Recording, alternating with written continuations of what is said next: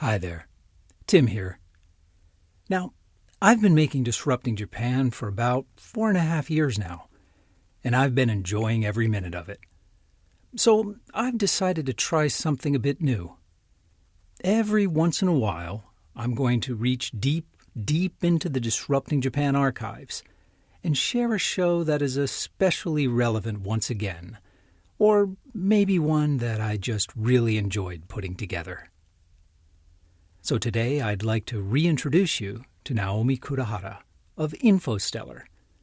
She's an amazing woman running a company that is kind of a Airbnb for satellites. It's really cool, and I promise it'll make a lot more sense when Naomi explains it. And as a quick update, since this interview first aired, InfoStellar has raised over $8 million, won international awards, and signed up a lot of partners. Oh, and Naomi had her baby, a healthy, happy baby boy who she brings to the office and loves dearly. So I hope you enjoy the show. Disrupting Japan, Episode 56. Welcome to Disrupting Japan, straight talk from Japan's most successful entrepreneurs. I'm Tim Romero, and thanks for joining me. Aerospace in Japan is particularly resistant to disruption. Over the past decade, the rest of the world has seen incredible gains in both launch vehicles and spacecraft, but Japan has been moving slowly.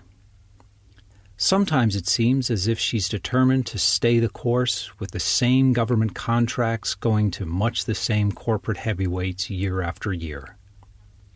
Naomi Kurahara of InfoStellar once had plans of changing the Japanese aerospace industry, but along the way, she went out on her own with a plan that bypassed Japan's major players and targeted the global market. You see, when an organization launches a satellite, they usually also build an antenna and a ground station to communicate with that satellite. The problem is that as the satellite orbits the Earth, it's only in communications range of the ground station for less than an hour a day. The rest of the time, the ground station just sits there. So, Naomi decided to pool all of the unused ground station time together and rent it out to satellite operators, Airbnb style. Everybody wins by sharing resources. The ground station operators get income by renting out their facilities, and the satellite operators get to communicate with their satellites far more often. But Naomi explains it better than I can, so let's get right to the interview.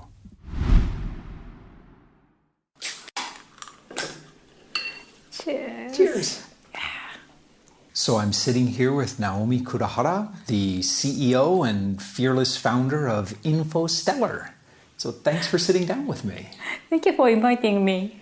Now, InfoStellar is basically time sharing for satellite ground station, or Airbnb for satellites, but it's a complex idea. So why don't you explain a little bit about what InfoStellar does?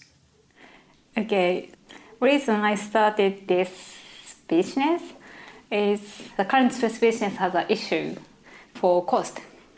Okay. Like satellite is expensive, and rocket is expensive, and also the ground system is expensive because maybe not many people using.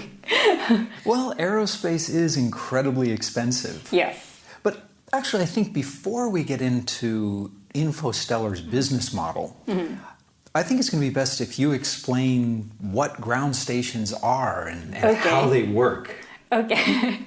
So there is a three main components for space business: the satellite or spacecraft, and the rocket, which deliver the spacecraft from ground to space.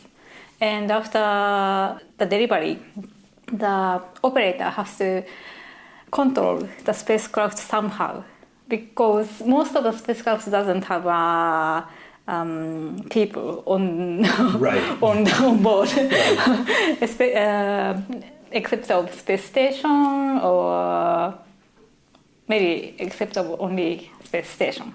But most of the spacecraft doesn't have an operator, so the ground operator has to control the spacecraft. To control, so we need to send some commands. To do that, we use radio and radio communication. So the antenna system and some computer to process the commands. So the ground stations are they're what's around the big parabolic antennas that everyone's used to seeing on the ground. And they both get data from the satellite? And to the satellite. And give instructions back to it? Yeah. Okay. Yeah. Now that that's clear, tell us about InfoStellar's business. So go back to the issue of the space business, the cost. Because the cost is so expensive, space business is difficult to launch or start. And then for ground side, one ground station, including one dish antenna, maybe it costs about at least $200,000. Okay. Yeah. So to reduce the service price, there is only one way to reduce the cost, which is to increase the usage. So increase the usage of the ground stations. Yes. If only one person use, maybe the 1% or 2% of the whole time is used. So InfoStellar allows the sharing of these ground stations. Yes. Right? So traditionally, if I'm putting up a satellite, so I build my satellite, I pay someone to launch it into orbit for me. Yeah. And do I usually build a dedicated ground station to track that satellite? I say yes, because most of the satellite or government require to stop the satellite anytime. Okay. Makes sense. So to do that, many operator has to have one ground station at least. All right. Now, how much downtime does a ground station have? So if I've launched my satellite and I've got my ground station, in one day, how many minutes or how many hours are that ground station and that satellite communicating? So it depends on the location. And for Japan, I can get only 30 minutes per day for communication time. 30 minutes per day? So 23 hours and 30 minutes is just not being used? Yes, correct. Okay. And that's the time that InfoStellar wants to rent out and to share. Yes. So to reduce the cost, I want to make the usage higher. I don't know. Yeah. So that makes sense. Renting out that unused capacity. Yes. Now, I don't imagine that all ground stations are the same. They must have different frequencies and different ways of communicating with the satellites. How does InfoStellar work with that? Well, all satellite has different, but still I can categorize some satellite because for frequency there is a allocation for satellites. For example, there is a band called X band.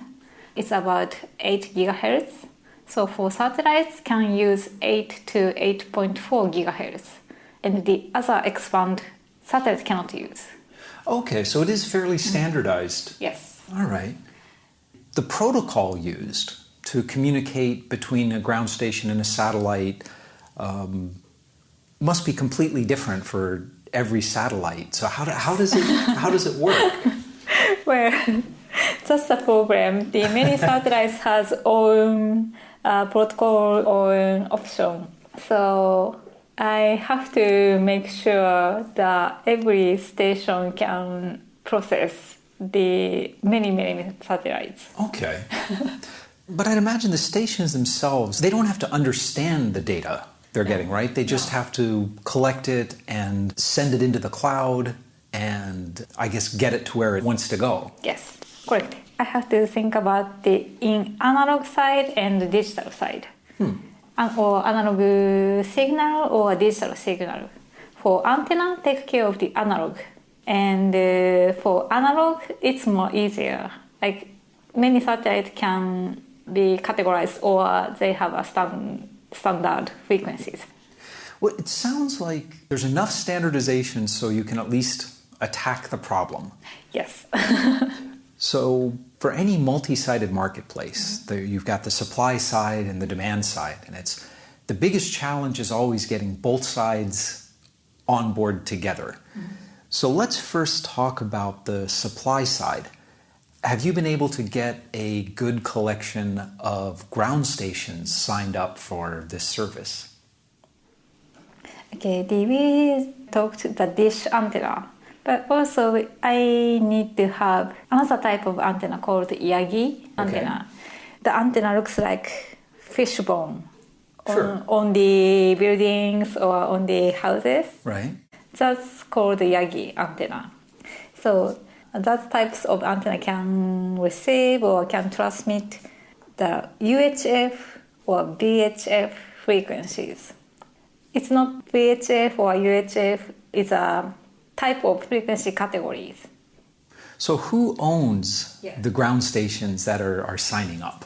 So for Yagi antenna, the amateur radio person, individual person have.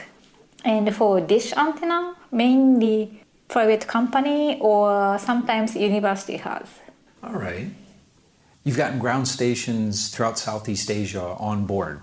Yes. Okay. And how did you make those sales? How did you convince people to join this? Yeah. Well, for people who has antennas, the people usually have own satellite because to operate their satellites, they got their antennas or they got their ground station.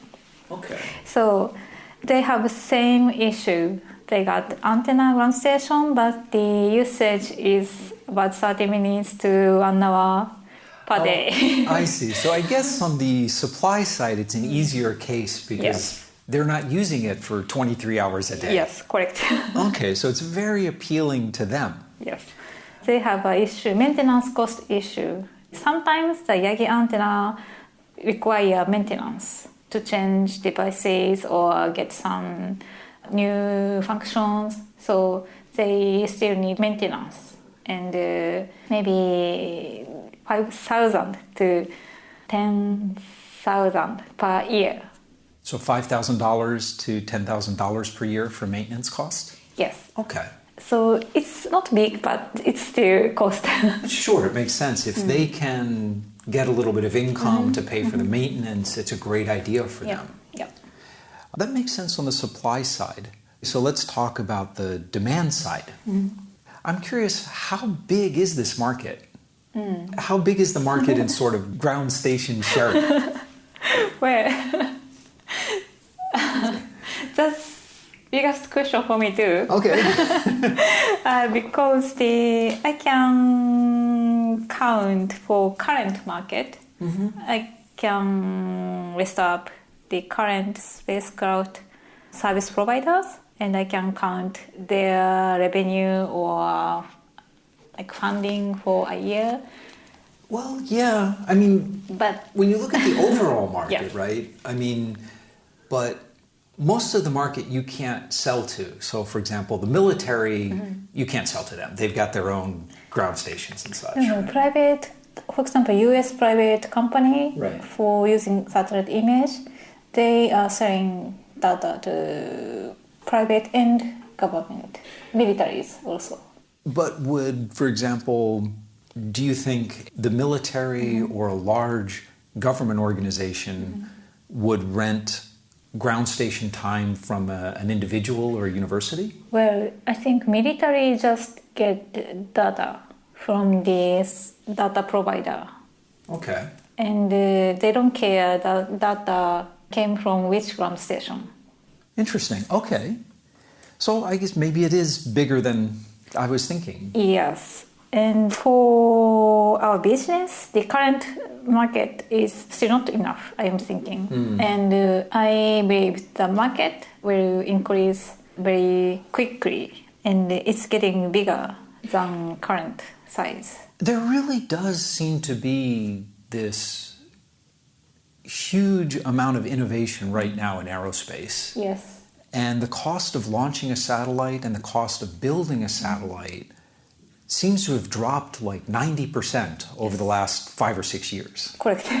Which is just incredible growth all of a sudden. Yes. So I guess you're counting on that growth and these new industries to make up the bulk of your clients in the years to come. Right. That makes sense.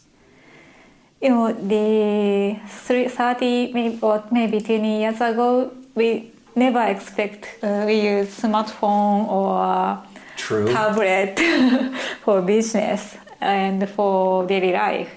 We never expect Google Earth or Google Map is such a strong tool.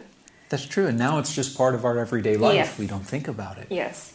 Where do you think the growth will come from? What industries do you think are going to be using these new, cheaper satellites? Well, it's also a difficult question. For example, the many business say smart city or big data, or for example, the Google is trying to do unmanned driving system. Yeah, the Google's driverless cars. That system require the car, of course, but not only for that. They need a map information and sensing information and maybe GPS information. Right, they've announced they're launching a satellite array of like 1,200 satellites, some huge number of satellites. Yes, right. So something that captured in space, that can be combined to the other industry. So that's kind of combined or cross-industry service. Okay. Yes. I think that makes that increase. So we'll see a lot of different companies taking advantage of sensor data. Yes. You're probably right. I mean, so maybe 20 years from now, there'll be some obvious application that we're not imagining right here in this room. Yeah. Okay. Like imagine now Google Map shows just a picture. Right. But if the picture is updated real time, what's happened? Right. Or if you have temperature data for all over the world. Right, and I guess since the satellites are up there, it's much cheaper to rent additional ground stations than to launch another satellite. That makes sense. Let's talk a little bit about you for a minute. Okay. Because you're sort of a non-typical founder in Japan. What do you mean not Well, typical? it's you got your PhD in electrical engineering at Kyushu Institute of Technology, right? Then you were a researcher at University of Tokyo for a few years. And I think InfoStellar was actually based on a research paper you published, wasn't it? Yes. But the concept itself was not from me. It existed more than 10 years. Okay. So when you decided to leave your university job and found this company, were there university or government programs that helped you out? Were there mentors and advisors, or did you just make the jump on your own? I just jumped on. You just jumped on your own? Really? That's a pretty big jump. Well, between university and InfoStellar, I was in the private company also. So it's not big jump, maybe. What made you finally decide to leave your job and start the company? Well, when I was in university, I wanted to become astronaut, or I wanted to work in bigger, major satellite company. But during postdoc in University of Tokyo and during I was joining the private company. It was different. I mean, it is not something I expected. Well, how was it different? Well, the job itself was very excited. I enjoyed a lot. But I thought some new spacecraft, new space business or a new space company or space industry cannot be created or cannot be born in all the Okay, so space. even though aerospace is very high tech, it just didn't seem like you were working on new things. Well, of course, technology, they are doing very high tech things about space, but they cannot change the world or they cannot change industry. So they were making small incremental improvements. They're not making disruptive change. Yes, like they do step by step, but they cannot be a Microsoft or Apple Okay. or Google. Yeah. Well, especially in Japan, aerospace you're basically selling to the government. Right. It's a lot like working for the government. Right. I hope nobody, JAXA or big company related people is listening to this. Oh, I think they would probably agree with you. Okay. I don't think that's a big secret. Well, let me ask you a little bit of a personal question, because after your PhD and your postdoc work at the University of Tokyo, you were on a really good career path, and then you left to start your own startup. Was your family supportive of that, or what did they think? It was tough to tell them I left Really? a company or I leave universities. Uh-oh. Well, my parents is over 60s. They are typical Japanese. They believe staying in universities or staying in big company is the best way to live in. Well, it's a very safe way to live. Safe way, yes. It was difficult to talk with them. So they were not happy about the idea? Well, they accepted, but they looks like, okay. Have they changed their opinion, or are they still hoping you'll go back to a proper job? Well, they are hoping. Okay. Well, when you made that change, what was the biggest difference you saw between the academic world and the big company world and the startup world? What was the biggest gap you saw? Well, for academic, we have goal, and we work for the goal. But if the goal is not achieved, still it's okay. I mean, it's not okay, but no one punish. Yeah, nobody gets fired. Yeah. Nobody loses their job. Right. That's true. In a startup, Yeah. if you miss your goal, your company might be over. Yes. Do you find that exciting, or is that just stressful? I'm exciting. Okay. But it's stressful. It's both. Well, so I think that's a big difference. Okay. One of the biggest things, like you were telling me before, is you're going to be a mom soon. Right. How are you going to balance that? Are you going to sort of put the company on hold for a while?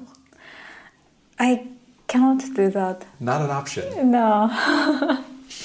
Well, maybe I take a week or 2 weeks off. At least I had to check emails and I have to communicate with my team via Skype or internet. That's going to be really challenging. I know. But I understand what you mean. When things are in motion, you can't just stop them. No, I cannot. Let me ask you a bigger question about Japan. Prime Minister Abe talks a lot about making Japan more friendly to working moms. Actually, everyone talks about it a lot. If Abe asked your advice on what the government should do to make things better for working moms, what would you tell him? Well, I really hope government help the working mom or working women, but it is so difficult because I believe the many changes required. Like, I was in the engineering field long time, right. And I'm sorry, but still men, typically older men, has idea something women or mother has to stay home and has to take care of the children. So there's still a lot of discrimination in technical fields? Yes, and so the mental change is required. Let me dig into that for a second. So, for example, in your PhD class and your postdoc, how many women researchers were there? In my same year, Yeah. only me. Oh, just you? Okay. So we definitely need more. Yeah. But we don't have much PhD student in my year. Maybe 30 or 40 only. But Okay. still. But still, only one woman is pretty low. Yeah. And I think the system or social system needs to change because at least a week or 2 weeks during the delivery. So guaranteed maternity leave. Yes, I had to leave at least several periods. But if I am a manager and if I have a very important project and one person leave a few weeks, I may be upset a little bit. Yeah, it's hard for any business to deal with staff taking time off. So I understand the manager side thinking, but that's I need or we need something to cover the maternity leave things. I don't know how. Before we wrap up, I want to ask you what I call my magic wand question.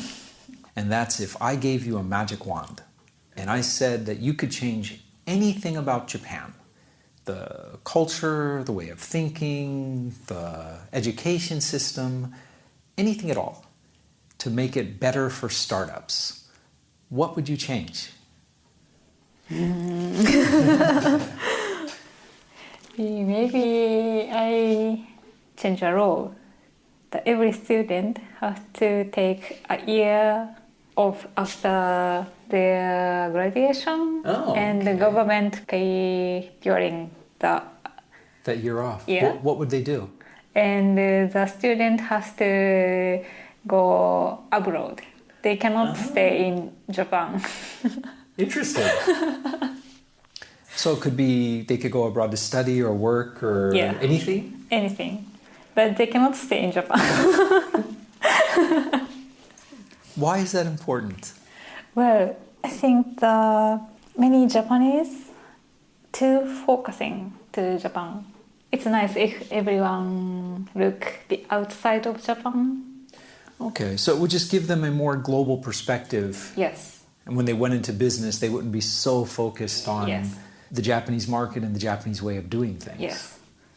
Okay, excellent. Thanks so much for sitting down with me today. It's been a great talk. Thank you so much.